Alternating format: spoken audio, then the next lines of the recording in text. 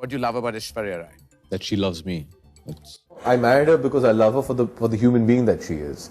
Not because she's the most successful actor we have, or she's the international face of Indian cinema, or because she's, erstwhile Miss World and the most beautiful woman. No, it's not.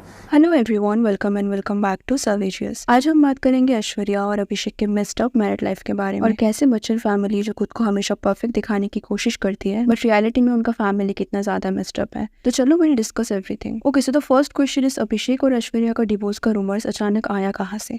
उन्होंने publicly कोई statement नहीं दिया है, तो what is the reason behind their divorce news? तो देखो, उन्होंने publicly कोई स्टेटमेंट नहीं दिया है बट काफी टाइम से लोग उनके बीच कुछ चेंजेस नोटिस कर रहे हैं। तो पहले हम इन रीजंस के बारे में बात करते हैं। तो जो पहला रीजन है वो है अभिषेक और ऐश्वर्या दोनों का वेडिंग रिंग का ना पहनना। ऐश्वर्या हमेशा से एक वी शेप रिंग पहना करती थी। Now this V shape ring is known as Vadungila और Vanki, and this is typically worn by some married woman of Karnataka. अब ऐश्वर्या भी कर्नाटका से बिलोंग करती है, तो उनके कल्चर में मैरिड वुमन ये सिंबॉलिक रिंग पहनती है। बट अभी 2024 कांस के टाइम से नोटिस किया जा रहा है कि ऐश ये रिंग नहीं पहन रही, and Abhishek is also not wearing any ring, जो कि वो हमेशा पहना करते थे। इसके बाद ये रूमर्स और ज्यादा स्प्रेड होने लगे जब अभिषेक ने इंस्टा पे एक डिवोर्स रिलेटेड पोस्ट में लाइक किया था। The post was about higher divorce rate. तो वहाँ अभिषेक का लाइक देख के लोगों को डाउट होने लगा कि maybe there is something wrong. और जो सबसे बड़ा हिंट था वो था आनंद और राधिका अंबानी के वेडिंग पे ऐश्वर्या और आराध्या का बच्चन फैमिली के साथ ना होना। जहाँ पूरा बच्चन फैमिली वहाँ एक साथ पहुंची थी, वही ऐश और आराध्या उनसे अलग थे। इवन श्वेता बच्चन के हस्बैंड निखिल नंदा भी वहाँ थे, जबकि निखिल और श्वेता कई सालों से अलग रह रहे हैं। ऐसे में ऐश्वर्या का उनके साथ ना होना काफी वियर्ड है। और यहाँ पूरे बच्चन फैमिली की बात छोड़ो, एटलीस्ट अभिषेक को तो उनके वाइफ और डॉटर के साथ होना चाहिए था, राइट? लेकिन सरप्राइजिंगली अभिषेक भी उनके फैमिली के साथ थे, जहाँ उनकी वाइफ और डॉटर अकेले थे। अब देखो, उनके मैरिज में क्या प्रॉब्लम हो सकता है, उन्हें हम दो पार्ट में डिवाइड कर सकते हैं।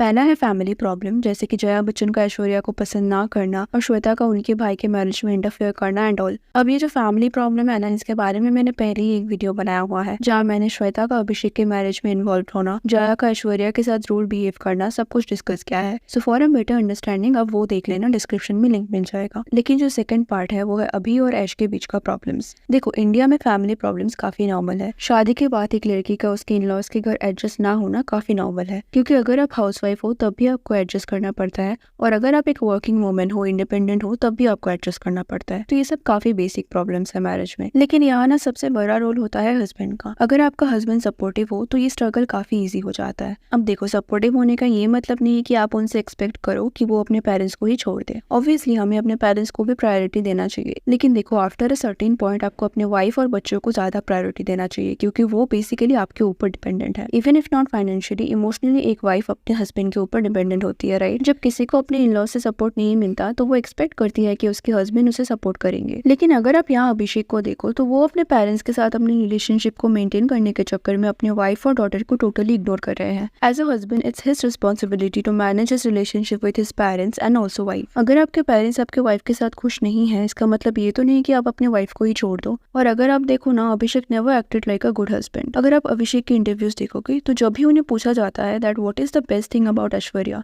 तो उनका आंसर होता है the fact that she loves me. What do you love about Aishwarya Rai? That she loves me. First, the thing I like about it the most is that उन्होंने हाँ कह दिया।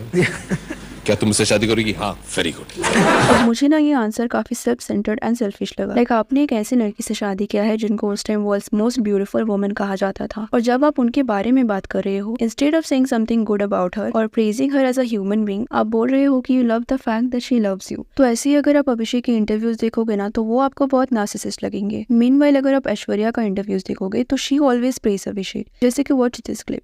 थोड़ा सा डिफरेंस आ गया है। ब्यूटी विद ब्रेन्स होते हैं, हैंडसम विद ब्रेन्स क्यों नहीं होते? अभिषेक बच्चन का नाम सुना आपने? आपको दुनिया में सबसे हैंडसम आदमी कौन लगता है? I married him.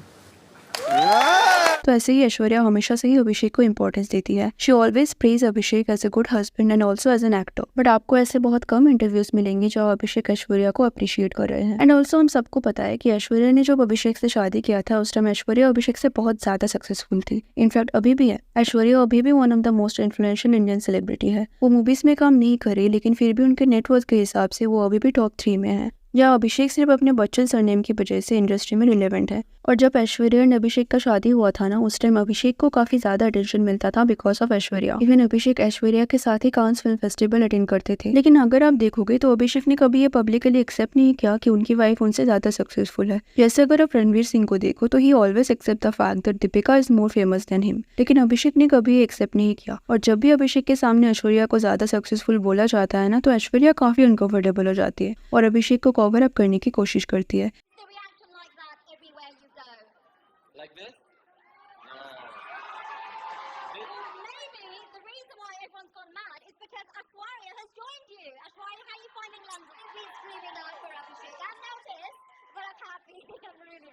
तो इन सबसे यही लगता है कि सिर्फ श्वेता एंड जया ही नहीं, अभिषेक भी ऐश्वर्या के ज्यादा सक्सेसफुल होने को लेके इनसिक्योर है। और अभी भी अगर देखो तो अभिषेक अपनी वाइफ और डॉटर से ज्यादा अपने पेरेंट्स को प्रायोरिटी दे रहे हैं। और अंबानी के वेडिंग में भी अभिषेक का ऐश्वर्या और आराध्या के साथ ना होना प्रूव करता है कि वो सिर्फ एक बैड हस्बैंड ही नहीं, एक बैड फादर भी है।